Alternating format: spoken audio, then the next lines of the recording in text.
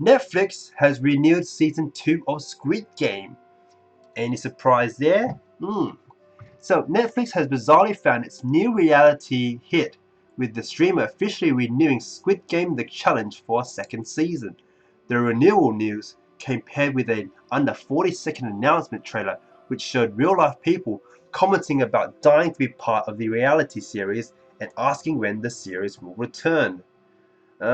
This hit reality Squid Game spin-off reality TV series, that's a tongue twister, that's a long one, recently wrapped up its first season, with Mai Roland, player 287, winning the competition and taking home a whopping 4.56 million US dollars.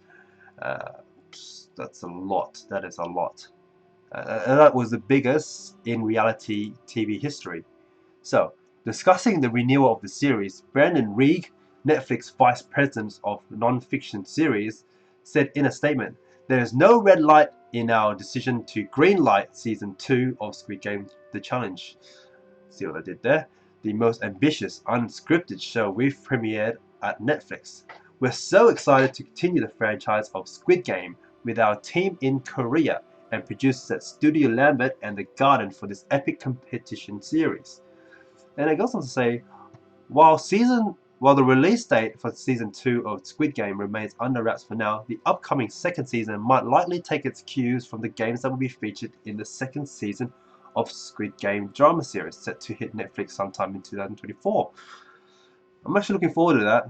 Don't know what they're going to do. Of course, it's not going to hit as hard as the original, but they can only do so much. They can only do so much because the original content for the original creator for the first Squid Game series didn't intend on making a season 2.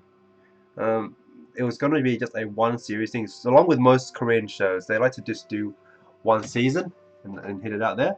So how long has it been? Squid Game? 2 years? 3 years? In the meantime, casting for season 2 of the Squid Game Challenge is currently underway, and anyone interested in trying their luck can apply at squidgamecasting.com. Within a short period since its debut, the Squid Game reality spin-off has become one of Netflix's most popular exclusives, dominating the streamer's top 10 English TV list, soaring to the #1 spot. And I see the appeal. I watched it at the beginning. I was like, There are some games that were like they could have done so much better. It was like very boring to watch. I mean, some games were really simple, like Warships. Warship was super simple, but it was actually fun to watch because like a big size. It was kind of like I think they even mentioned in the show. It was like the Harry Potter chess scene, and I really enjoyed that. You know, that brought me back. That was a bit of nostalgic. But spoiler alert, the final game was pretty much just hands, rock paper scissors, and that was the lamest shit. I just sat there like, really, really, this is the last game you're gonna use. So it's just pretty much who plays. I don't know. I mean, some people say there's a strategy to it, but it's really there's no skill. There's no skill in being good at rock paper scissors. You know, so they can go on the street and if anyone has watched Devil's Plan, that game is really like intelligent, smart. You know, you got to be like good at games. You can be skillful. So the last game they used, was like the 9-man Morris. So they actually use like a lot of intelligence to when they play their games. But Squid Game's something else. It, But I see where the story comes from because the storyline is for the uneducated, the poor. It's the people at the poverty end who's willing to risk it all for a new life. So in that case, if they were intelligent, not to downplay anyone who plays the game, but we're talking about a fictional story here. Uh, anyway, I'm soaring off. The series garnered 20 million views in its debut week and an impressive 11.4 million the following week. Notably, the series has earned a spot for the top 10 list in 93 countries, further attesting to the widespread international success. The first season of Squid Game The Challenge saw 456 real players vying for Netflix's biggest reality TV cash prize, and arguably the TV in general biggest cash prize. The show recreated many elements from the original survival drama, including childlike games like Red Light, Green Light, the iconic green tracksuits, and as the competition intensified and reached the final round, 3 contestants remained: Sam, Mai, and Phil. In a nail-biting finale, Mai was declared as the winner, walking away with the grand prize. In a post-event interview, Mai shared, "Today just validates that anything is possible. Even when you feel down and afraid, you have to pick yourself up.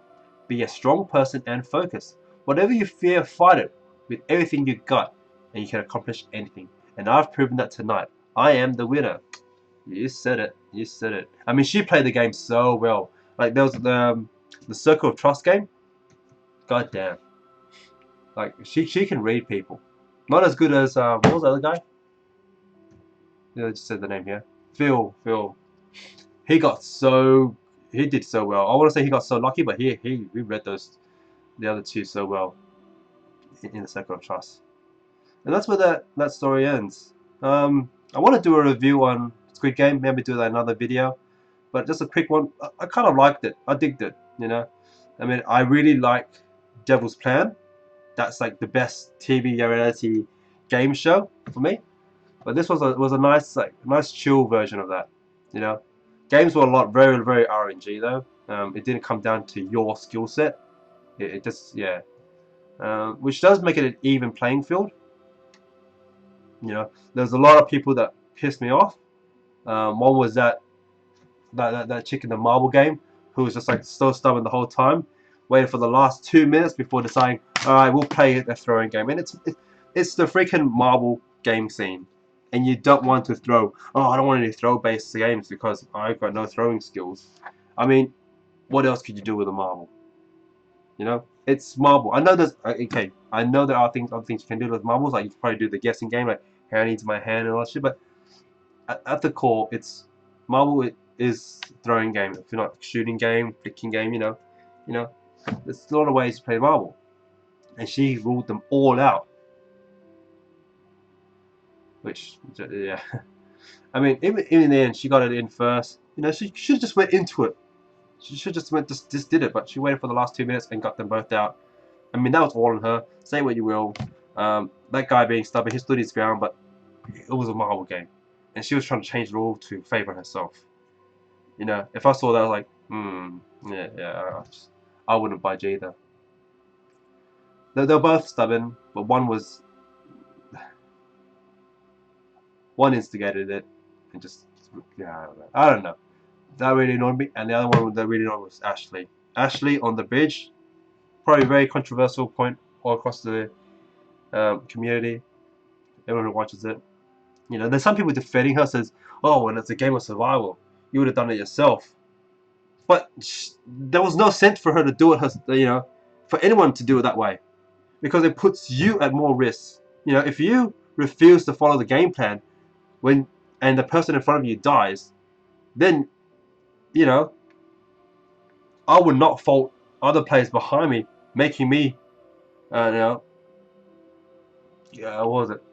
Because there's 2 game plans. One where everyone takes 1 chance at a turn, or whoever's at the front goes all the way until they die, right? Because she wasn't at the front yet, she just wanted anyone at the front to go until they die.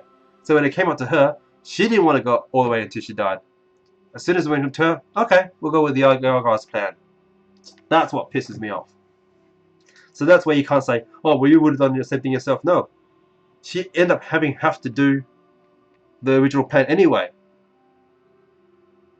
But she got someone killed in the process for no reason. You know, like he could have survived and someone else could have died. But that would have been fine because that's how the team, that's what they planned to do. Okay? People were going to die, yes. But it was unfair to Trey. He didn't deserve to go out like that. You know, he had to take 3 extra turns. You know, she didn't have to take any extra turns. But the fact that she made another person do extra turns, she should have done the same. That just pissed me off. That really pissed me off. Anyway, that's my very short review of it. Oh, I don't think I really didn't do a review of it, but yeah, you can tell I got really riled up in that scene. But yeah, overall, good game. Good series. Let me know how you think about the show as well. Let us know in the comments below. Thanks for watching.